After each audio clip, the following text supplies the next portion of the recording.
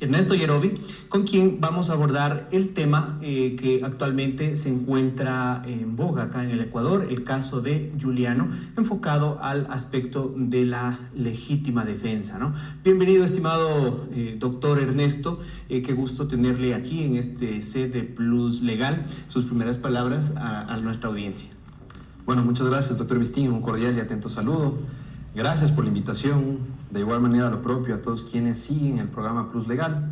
Para mí es un gusto estar aquí nuevamente y estoy a las órdenes para responder a cualquier duda y efectivamente hacer una entrevista jurídica de actual relevancia.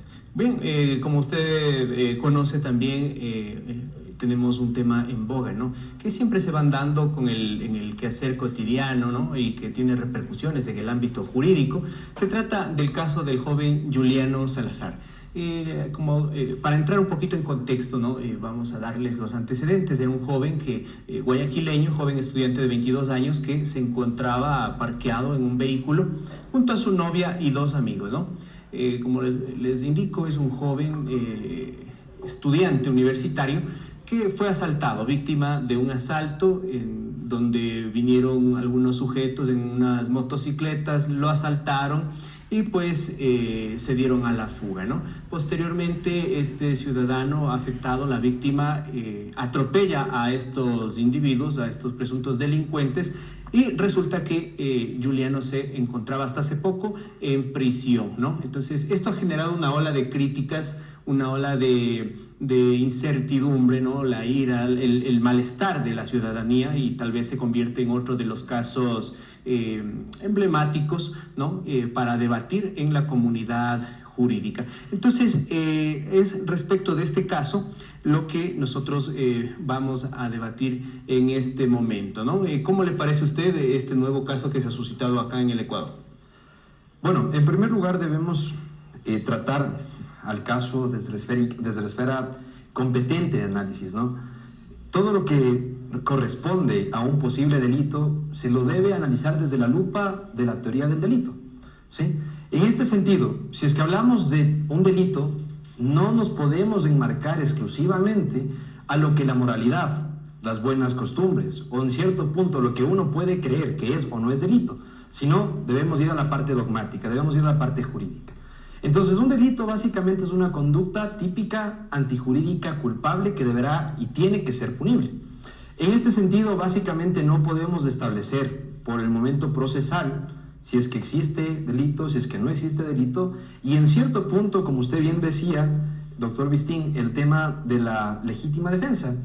La legítima defensa, si bien es cierto, es un tema que está en auge, ¿no? Por el momento crucial en el cual estamos en el Ecuador, la inseguridad, la incertidumbre, absolutamente todo que tiene o que mantiene a la ciudadanía en zozobra corresponde a la ejecución de una legítima defensa, pero siempre y cuando esté bien regulada y esté bien normada, ¿no? Bueno, en este caso, como ustedes conocen, este joven le habían dictado prisión preventiva, ¿no? Entonces, eso creo que generó el malestar, la reacción de muchos ecuatorianos, y por ahí empiezan a decir que estas leyes están mal hechas, ¿no? ¿Cómo es posible que la víctima de la delincuencia esté preso, esté tras las rejas, y los delincuentes, pues, bien, gracias? Entonces, eso fue una de las primeras reacciones que ha ocasionado este evento. Ahora, en este caso, frente a lo dicho, ¿no? ¿Cuál cree usted que debe ser la actitud de las autoridades en nuestro país frente a estos hechos que se suma uno más, ¿no? Porque no es el primero, pero por lo general la reacción de la gente, de la población, es como acabé de comentar? ¿Cuál es su reacción o su comentario respecto de esto? Bueno, las medidas cautelares sirven y están tipificadas en el Código Orgánico Integral Penal justamente por la necesidad que en distintos casos o en distintos procesos se puede presentar, ¿no? En este sentido, tenemos medidas cautelares alternativas a la prisión preventiva, ¿no? Que esa es la que siempre se tuvo que haber cogido desde un inicio. A criterio personal, podría darse o se podría analizar con una perspectiva de un análisis un poco exagerado, ¿no? En este sentido, la prisión preventiva, al igual que el derecho penal, es de última ratio. ¿Qué quiere decir eso? Que esa de última ratio, que efectivamente será utilizada como última instancia. ¿Eso qué quiere decir? Que si es que las otras no fueron suficientes, se ocupa la prisión preventiva. Y es justamente el mismo artículo que regula la prisión preventiva en el Código Orgánico Integral Penal, en el artículo 534.3, si no me falla, hace referencia exclusivamente a la parte correspondiente de la necesidad de la prisión preventiva. Y justamente, ¿qué es lo que dice la norma?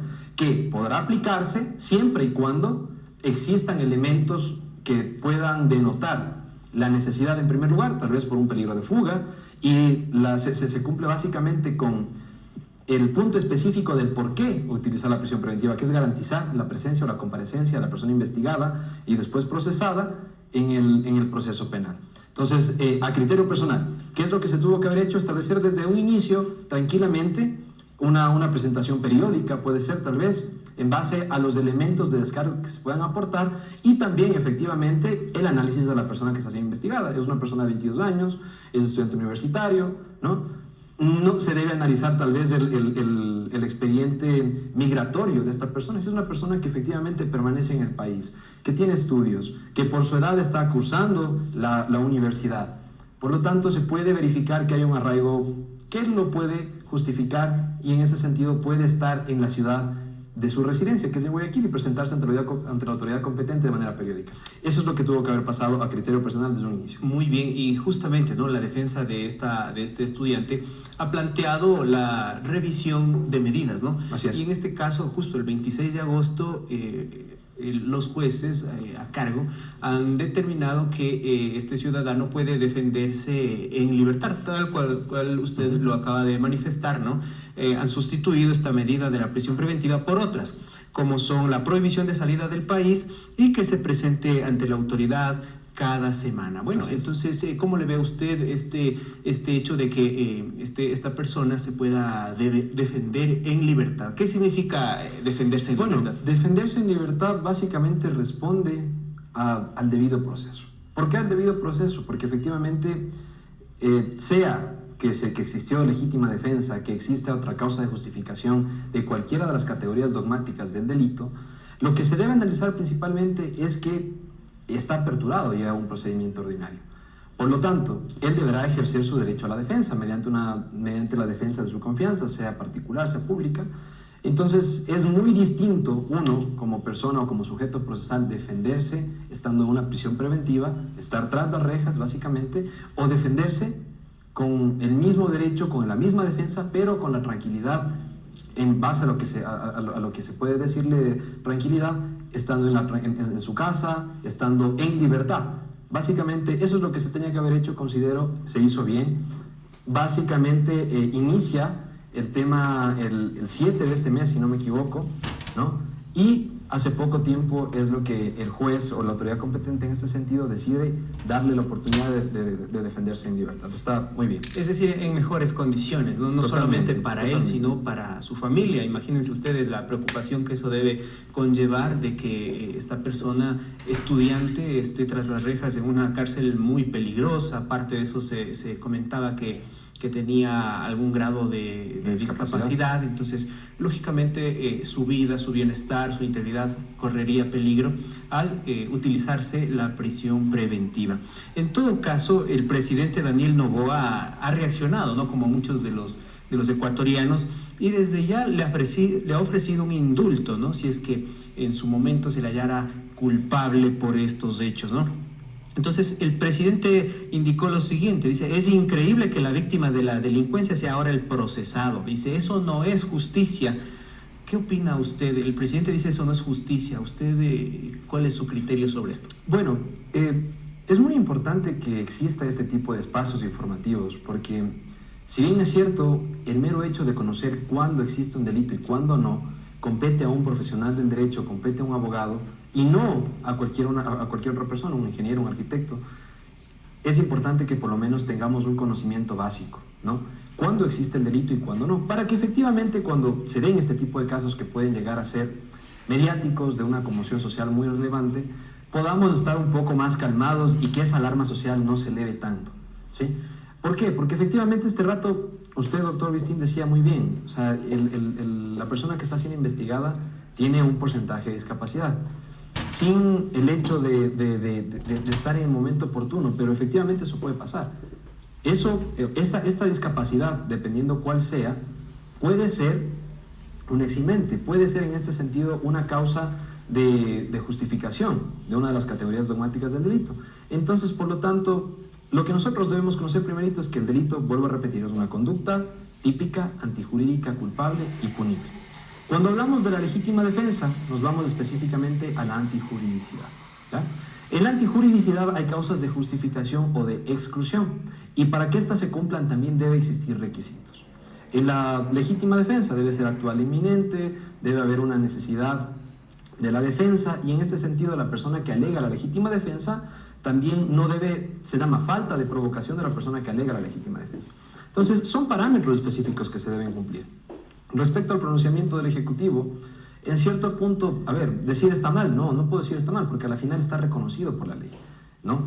La respuesta a aquello es lo que se ha visto no solamente aquí en el Ecuador, sino a nivel internacional, en América Latina, en Europa, y eso responde a básicamente varios fenómenos que se dan en la sociedad desde, valga la redundancia la palabra, la sociedad del riesgo. La sociedad del riesgo, que es una esfera del estudio no nacional sino internacional, establece ya un resultado jurídico. ¿Y cuál es el resultado jurídico? Es la expansión del derecho penal, que se crean nuevos delitos, que se crean algunas cuestiones, es decir, de lo que el derecho penal era así, se hace así, ¿no es cierto? Y después pasamos al siguiente paso, por la zozobra, por la incertidumbre, por la inseguridad, y se crea el fenómeno denominado la sociedad de la seguridad ciudadana. El Estado, las personas que conforman la sociedad, quieren su seguridad, añoran su seguridad. Y como están añorando esa seguridad tan anhelada, no les importa renunciar a varios aspectos y que efectivamente el Estado ya pase de esta expansión del derecho penal y se cambie a una intensificación del derecho penal. ¿Qué quiere decir esto?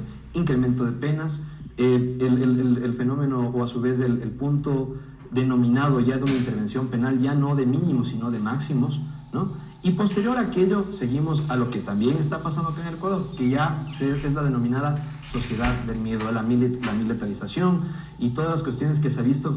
¿En base a qué? En base a la delincuencia organizada, en base a todos los problemas o a todas las problemáticas que nosotros hemos tenido. El pronunciamiento del presidente responde a eso, responde a la sociedad del miedo, al miedo que tenemos como sociedad, como ecuatorianos, a que efectivamente nuestros bienes jurídicos protegidos, nuestra integridad, nuestra familia, sean lesionados, sean lesionadas, sean perjudicados o perjudicadas. Entonces decirle está mal, no puedo decir está mal, a la final es algo que está reconocido. Pero eso es un ofrecimiento a futuro, ¿no? ¿Por qué? Porque para que exista un indulto debe existir una pena privativa de libertad, debe existir una responsabilidad penal. Y regresando un poquito al inicio de la entrevista, ¿qué es la responsabilidad penal o cuál es la consecuencia jurídica? ¿O por qué sale a flote la responsabilidad penal? Es porque efectivamente se cumplió con todas las categorías dogmáticas del delito: la conducta, la tipicidad, la antijuridicidad, la culpabilidad y sobre todo la punibilidad. Entonces, en ese sentido, ahí podría decir, a ver, perfecto, señor presidente, ahí puede ir el indulto. Pero también todo depende, ojo, este rato no se puede establecer algo muy específico por el momento procesal en el cual se encuentra el proceso, ¿no? Hay que ver qué es lo que demuestra o qué se encuentra en la realidad procesal, en el expediente judicial, qué elementos de descargo existen, qué elementos de cargo existen, y en base a aquello, la defensa que esta persona que está siendo investigada está efectuando, que considero que desde ya que se le haya revisado las medidas, efectivamente es un paso positivo para él, y esperemos que si es que efectivamente fue la legítima defensa, que eso se demuestre y se detalle en la administración de justicia. Bueno, vamos a conversar un poquito sobre la legítima defensa en un momento, pero volviendo al tema del indulto presidencial, ¿no? Es como que el presidente de la República da a conocer a todo el país de que a su criterio, ¿no? Que se va a hacer justicia, porque para él justicia no es que este joven esté preso, sino que todo lo contrario, dice, los delincuentes deberían estar presos. Pero bueno, más allá de eso, ¿cuáles son los requisitos que debe existir para que se dé un indulto? Entiendo que primero debe existir una sentencia ejecutoriada, ¿verdad? Así es. Bueno, eso es lo principal, ¿no? Ya, el artículo 74 del COEP nos habla un poquito de estos requisitos, nos dice sentencia ejecutoriada que que obviamente le condene a la persona y que la persona sentenciada se encuentre privada de libertad. Ahora aquí nos hacemos una pregunta. En este caso, este joven Juliano no se encuentra privado de la libertad. Entonces, ¿cuál sería el modo para que obtenga el indulto o de forma obligatoria tendrá que ir a prisión? A ver, hay que tomar en cuenta que la pena privativa de libertad es el resultado jurídico de haber demostrado, ¿no es cierto?, la materialidad y la responsabilidad penal. Ese es el resultado jurídico. La tipicidad, que es la categoría dogmática, establece, ejemplo, el artículo 377 del Código Orgánico Integral Penal, que establece una pena privativa de libertad de 1 a 3 años, ¿no es cierto? Entonces, básicamente, si es que se encontrase la responsabilidad penal, ¿no es cierto?, el juzgador al administrar justicia va a imponer una pena de 1 a 3 años. Ahora, no sé por qué digo, no se debe confundir la prisión preventiva, que está privado de su libertad, pero como una medida cautelar, a la pena privativa de libertad como consecuencia jurídica de la responsabilidad penal y de la materialidad de la infracción. Entonces, lo primerito y lo que se debe analizar en primer lugar es efectivamente el tema de que se encuentre ejecutoriada la sentencia. Este rato estamos todavía lejos de que se encuentre ejecutoriada la sentencia, ¿no? Va a haber una sentencia de primer nivel, ¿no? En el supuesto caso que no se estuviese de acuerdo, ¿qué es lo que puede pasar? Presente el recurso de apelación, puede ir a la Corte Nacional de Justicia, a la casación. Es decir, una vez que no pese el recurso o que no haya ningún tipo de impedimento para que se ejecutaría la sentencia, el resultado jurídico es efectivamente ese. Pasa el tiempo, se torna una sentencia ejecutoriada y ahí es cuando el presidente puede decir, mire, ¿sabe qué? Perfecto. Yo considero como presidente de la República, como el jefe de Estado del Ecuador, que esta persona está injustamente preso y efectivamente puedo utilizar a esta figura de indulto que le pertenece al jefe de Estado, ¿no? Hablando un poquito más, digamos que en palabras más generales, ¿no?, para que nuestra audiencia también nos pueda comprender un poco, significa que en el momento de que ya no exista recurso alguno, ¿no?, como usted dijo, ya hayan agotado la apelación, hayan incluso ido hasta casación, ¿no? Hablemos o pongámonos en el panorama de que la justicia no le es favorable a Juliano, ¿no? Entonces, ¿qué hace? Al Estado le correspondería gestionar de todos los modos posibles y legales para privarle de la libertad, en este caso a esta persona condenada. Y una vez que se encuentre privado de la libertad, ahí el presidente le diría, mira, tú vas a ser acreedor a lo que es el indulto. Justamente es así. Bueno, básicamente como doctor usted manifiesta, ¿no? O sea, simplificándole un poco las palabras para que se comprenda un poco. Una vez que se cumple el proceso penal, ¿no es cierto?, en el procedimiento ordinario, porque hay varios procedimientos, este es el ordinario, ¿no es cierto?, vamos a partir desde el punto de vista del resultado jurídico, ¿no es cierto? El juez, el administrador de justicia, manifiesta que la persona haya sido dado culpable y se verifica la responsabilidad penal. ¿Cuál es la consecuencia jurídica? La pena privativa de libertad. En ese sentido, se va a emitir una orden de encarcelamiento y empezará a cumplir la pena privativa de libertad.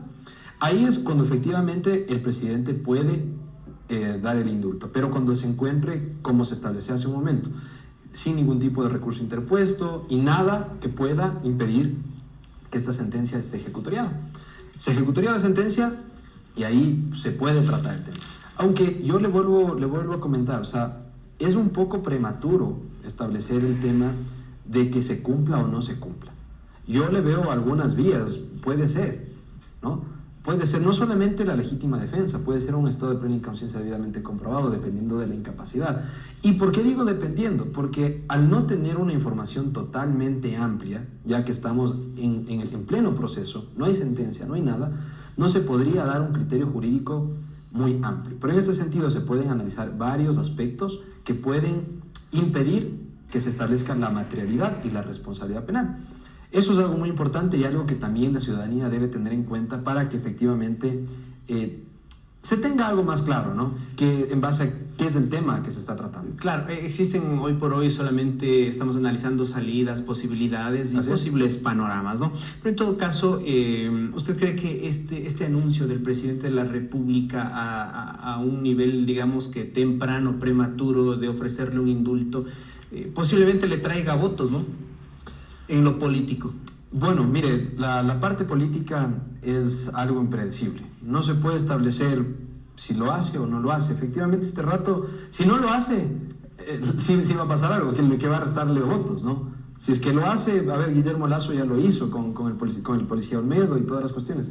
Le ayudó, ya son cuestiones políticas. Yo creo que si bien es cierto, el derecho tiene mucho que ver con la política, pero el derecho penal es muy dogmático, ¿no es cierto? Entonces, el tema es sumamente claro. O sea, hay cuestiones, por ejemplo, haciendo referencia a lo que usted manifiesta, hay un punto que se estudia en el derecho penal que se llama el populismo punitivo. Y el populismo punitivo no es algo de Ecuador, no es algo del presidente Noboa, no es algo del presidente Lasso, de Correa, de cualquier presidente, sino es un fenómeno internacional. Vuelvo a ocupar la anterior palabra. ¿Por qué? Porque esto se puede verificar y es materia de estudio en muchos países de Europa, ya que efectivamente a la final, ocupando la lógica, porque muchas veces el derecho es lógica, yo, candidato a cualquier cuestión política, ¿no es cierto? ¿Qué es lo que yo necesito? Votos. Quiero atraer las miradas de las personas, los aplausos, pero efectivamente yo considero que se lo tiene que hacer de una manera responsable. Este rato estamos en una sociedad de riesgo, una sociedad del miedo, como les manifestaba. Yo considero que está justificado cualquier tipo de una anticipación de criterio, porque efectivamente la sociedad tiene miedo, la sociedad siente esa necesidad de seguridad. Y en ese sentido yo también les doy la razón, porque yo soy ecuatoriano, yo también necesito seguridad, yo también quiero que mi familia esté bien. Entonces, en ese sentido, no se podría establecer a cierto punto, pero les digo eso, o sea, existe el populismo punitivo, y no es aquí, sino a nivel internacional, y que da votos, y no solamente al presidente, sino a asambleístas, a alcaldes, a concejales, a absolutamente todas las personas que están tratando de ostentar o de adquirir una posición en la palestra política. Perfecto, muy bien, gracias a las explicaciones que usted nos ha brindado, tenemos un poquito más claro el panorama, ¿no? Tenemos alguna cuestión más que dialogar, es sobre la legítima defensa, ¿no? Vamos a conocer un poco más a fondo sobre esta figura, pero lo vamos a hacer después del corte comercial. Plus TV, expertos en marketing y TV digital. A continuación, inicio de espacio publicitario. Consultorio Jurídico Vistin y Asociados. Somos un conjunto de profesionales especializados en diferentes ramas del saber, caracterizándonos por un conocimiento actualizado, un profundo manejo de las reglas y los procesos en diversas áreas de especialización como derecho constitucional, penal, civil, laboral, administrativo, entre otros. Buscamos la excelencia y su confianza como objetivos primordiales, basados en la solidez, confidencialidad y ética profesional. Nuestras oficinas en Colón, entre 10 de agosto y Guayaquil, tercer piso, 0999-894811. Consultorio Jurídico Vistin y Asociados. Plus TV, comunicación digital. ¿No tienes presencia en internet? ¿Qué esperas? Diseña tu página web desde $150 en un solo pago anual. Publicita y vende con los mejores. Creamos sitios web efectivos, impactantes y profesionales. Contacta con nosotros 09-87-18-4406. Plus TV, comunicación digital, porque la experiencia no se improvisa. Plus TV, comunicación digital, porque la publicidad es una inversión, no un gasto. Sé parte de nuestra exitosa cartera de clientes. Publicidad, marketing, ventas inmediatas, estrategias digitales, planes desde $99 mensual. Venda con nosotros en las redes sociales más grandes del mundo. 09-87-18-4406. Plus TV, comunicación digital, porque la experiencia no se...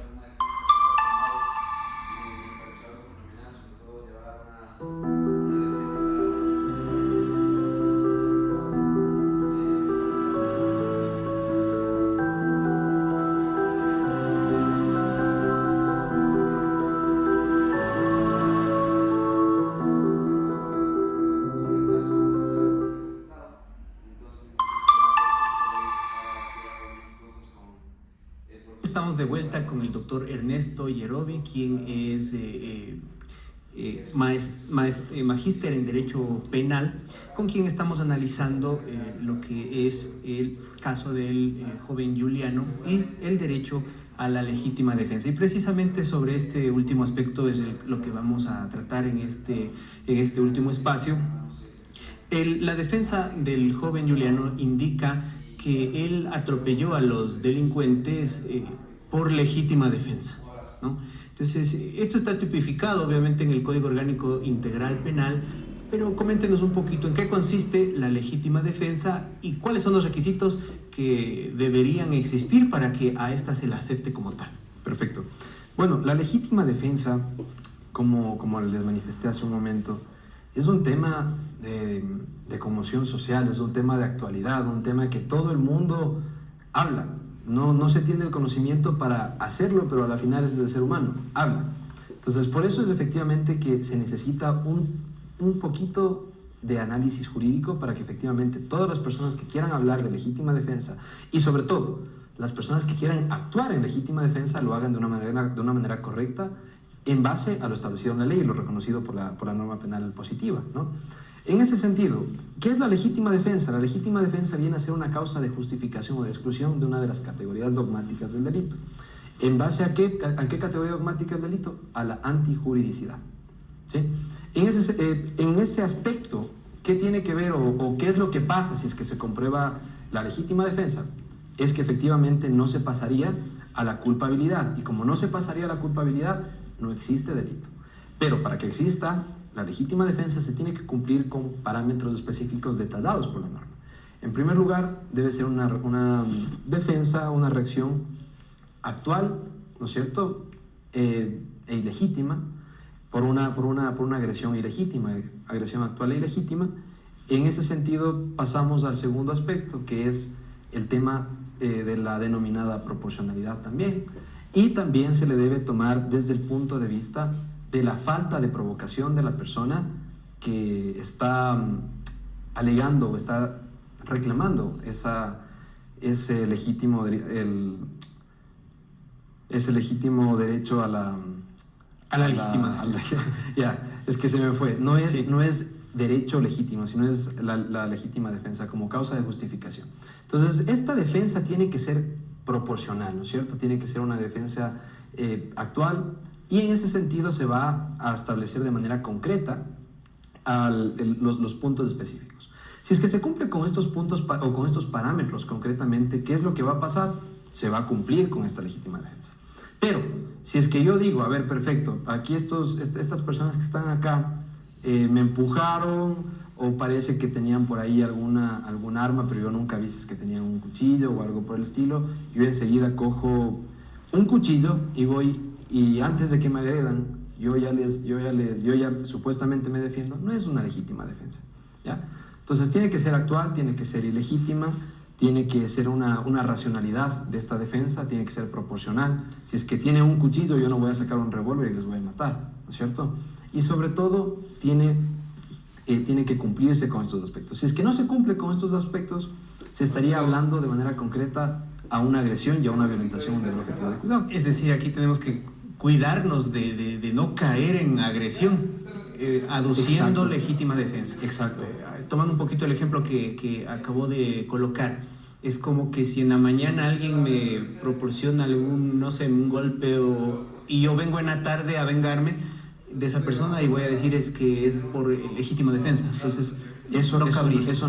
Eso no cabe. Y es por eso que estos espacios son necesarios, ¿no? Porque si efectivamente yo ya conozco, tengo un parámetro claro de cómo opera o cómo se puede reconocer de manera concreta la legítima defensa, ahí yo puedo actuar, ¿no? O sea, si es que efectivamente es una defensa actual de ese rato, perfecto, yo reacciono a estas agresiones, a esta violentación a un bien jurídico protegido.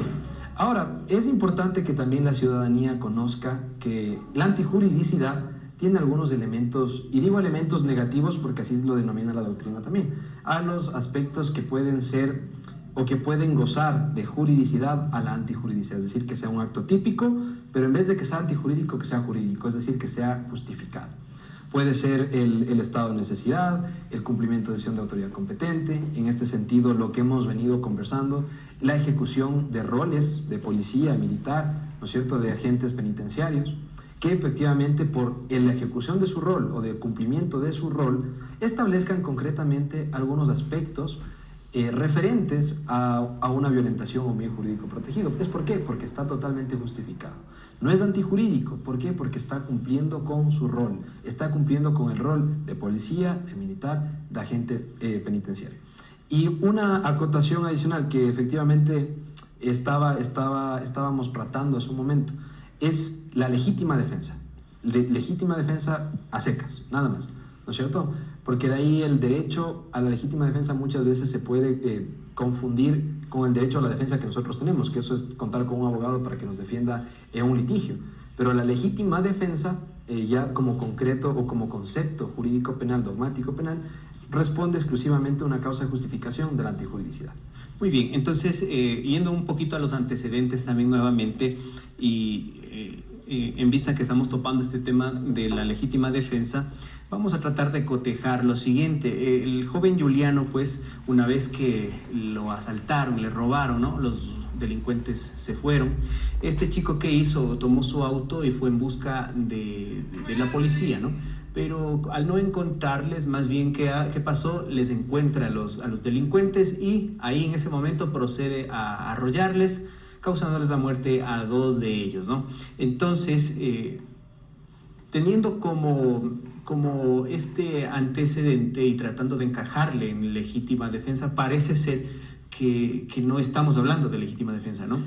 Claro, yo sé, más allá de que los elementos que hayan se aporten o se llegaran a aportar, con esta idea, al parecer no encajaríamos en lo que llamamos legítima defensa. Bueno, justamente el tema de la legítima defensa es un tema a tratar sumamente importante, que se lo debe manejar de una manera responsable sobre todo, ¿no? En este sentido, yo considero que se debe analizar, en primer lugar, la noticia del delito. Es del parte policial que da a conocer, estamos en un presunto delito de tránsito, muerte culposa causada por accidente de tránsito, pena privativa de libertad en este caso aproximadamente de 1 a 3 años, ¿no? En este sentido, ¿qué es lo que se debe analizar efectivamente? La relación de los hechos. ¿Qué fue lo que pasó? Hay que tener claro efectivamente, ¿por qué? Porque yo también he leído y he visto en los medios, en algunos medios digitales, que el ciudadano que ahora está investigado es víctima de un delito específicamente de varias personas que amedrentan a las personas que estaban en un vehículo, en un Kia Niro, si no me equivoco, que es un color blanco. Roban no solamente él, sino todas las personas, aparentemente amedrentan físicamente también a estas personas, y efectivamente lo que hay que analizar es que efectivamente sale la defensa, es enseguida, si es que sale a buscarles, si es que básicamente ha sido ininterrumpida. En ese sentido es lo que se debe analizar, ¿no es cierto? O sea, en base a eso podríamos establecer si es que se cumple con la legítima defensa o no se cumple con la legítima defensa. Yo considero que lo más prudente es, para emitir un criterio, por lo menos esperar que se concluya con la instrucción fiscal. En instrucción fiscal se acabaron de aportar todos los elementos de cargo y de descargo, y efectivamente ahí ya vamos a ir cotejando algunas cuestiones que demuestren la existencia o inexistencia de la infracción penal, tomando en cuenta que si es que existiese la legítima defensa o cualquier otro tipo de causa de justificación, se me viene a la cabeza, de la conducta, el estado de plena inconsciencia debidamente comprobado. ¿A qué hace referencia eso? O sea, debe ser debidamente comprobado, no debe ser inducido ni nada por el estilo. Pero de lo que yo tengo conocimiento, hasta el momento, deberíamos comprobar qué tipo de discapacidad tiene esta persona, pero si es que tiene una discapacidad que limita, o a su vez que puede dejar en estado de plena inconsciencia debidamente comprobado, desde ya ni siquiera hay conducta, ¿no?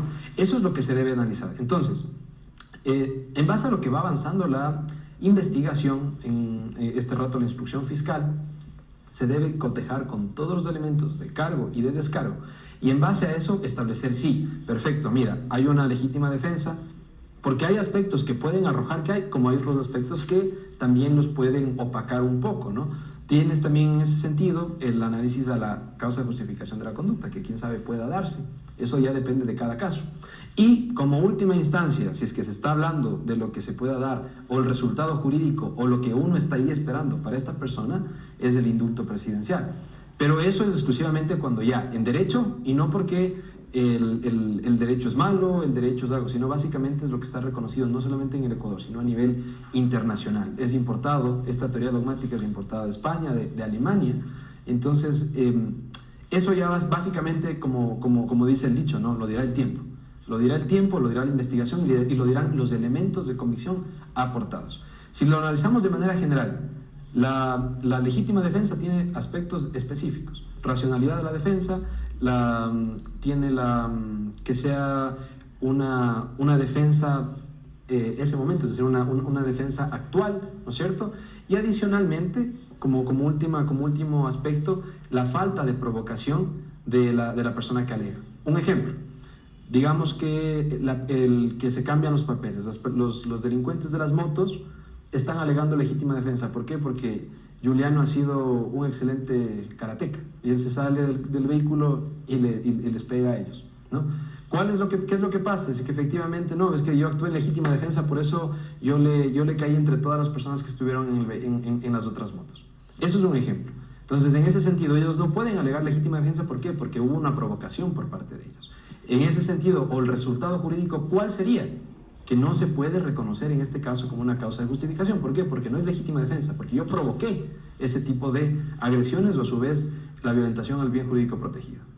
Muy bien, bueno, entonces es importante tener en claro cómo opera la legítima defensa, porque caso contrario, yo lo que caigo más bien son en excesos, que eso sí me va a traer repercusiones legales y como dicen por allí, a la final resulta así, por tal o cual delincuente hizo que yo me exceda, y quién va a pagar los platos rotos, digamos, a irnos a prisión, pues es la persona que se excede en su respuesta, ¿no?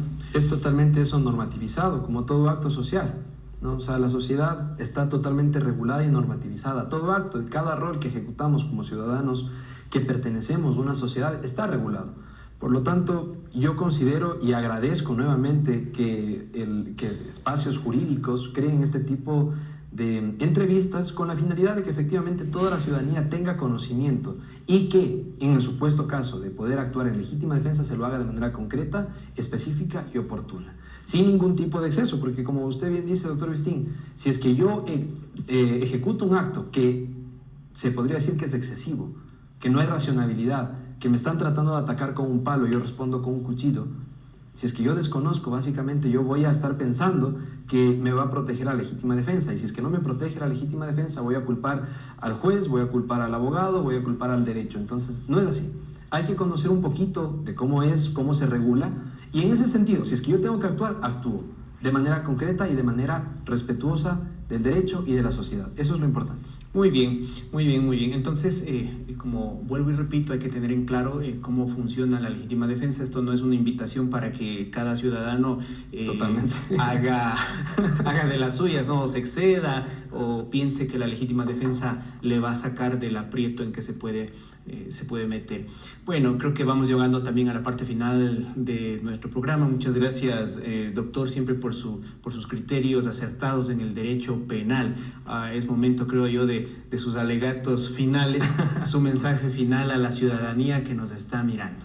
Bueno, en primer lugar, nuevamente agradezco a Plus TV, al doctor Eduardo Vistín, por la invitación. Y en ese sentido, doy el último mensaje. ¿Cuál es el último mensaje? Que efectivamente nosotros seamos responsables, cuidemos, y básicamente no podríamos establecer un punto de partida al encontrarnos, como yo dije, en este estado de zozobra, ¿no? Lo único que nos toca es estar a la defensiva, tratar de cuidarnos. ¿Por qué? Porque efectivamente al rato de reaccionar la persona no va a estar pensando, no, a ver, es que el abogado Ernesto Yerobi en Plus Legal la semana pasada dijo que no puede hacer eso. No, este rato sale lo que sale, ¿no es cierto? Entonces, pero por lo tanto nosotros, si estamos pensantes, coherentes, estando a la defensiva, efectivamente nosotros mismos vamos a ser el punto de partida para tratar de evitar este tipo de cuestiones. Adicionalmente, hay algo que se me pasaba por tratar de la legítima defensa, y con eso termino. La legítima defensa debemos tomar en cuenta que no es exclusivamente realizada y ejecutada por la persona que está siendo agredida, sino también una persona o un tercero puede ejecutar una legítima defensa, vuelvo a repetir la palabra, a terceros, ¿no? Entonces, se cumple con los mismos requisitos, pero no es única y exclusivamente hacia mí. De igual manera, el estado de necesidad es, un ejemplo, una persona está caminando por la calle, ve que un niño se está ahogando porque los papás lo han dejado en un vehículo con las ventanas cerradas y procede a lesionar un bien jurídico protegido. ¿A hacer qué? A romper las ventanas del vehículo para sacarle al niño. Eso es totalmente lícito. Entonces, por eso digo, es muy importante tener algo de conocimientos, estar un poco actualizados y refrescados en la actualidad del Ecuador, en los riesgos que estamos corriendo este momento y sobre todo, efectivamente, si es que lamentablemente nos toca actuar en legítima defensa, hacerlo de una manera correcta, no excederse, porque básicamente las consecuencias jurídicas es que específicamente puede constituirse o puede consumarse un delito. Por lo tanto, agradezco nuevamente, estoy a las órdenes siempre y para mí es un gusto estar compartiendo con ustedes. Muy bien, el doctor Ernesto Yerovi, magíster en Derecho Penal, doctorando también en Derecho Penal, un gran currículum, muchas felicidades también, el trabajo jurídico siempre es bastante notorio y por si acaso no se les haya grabado bien lo que es el derecho a la legítima defensa, ¿dónde podemos ubicarle a usted? Tal vez alguien de ustedes tiene algún caso similar o cualquier caso del derecho penal, ¿en dónde lo ubicamos? ¿Cuál es su oficina? ¿En dónde nomás tiene su atención? Muchas gracias. Bueno, en la ciudad de Riobamba nosotros atendemos en la calle Juan de la Valle 2223 y avenida Daniel León Borja. En la oficina Yerovi Firma de Abogados somos un equipo especializado quien hace uso de la palabra, establece la defensa y la asesoría específicamente en el derecho penal. Para mí es un gusto asesorar, patrocinar causas justas a favor de la ciudadanía y para mí sería un gusto poder servirles y que vengan por referencia a este espacio. Muchísimas gracias, doctor.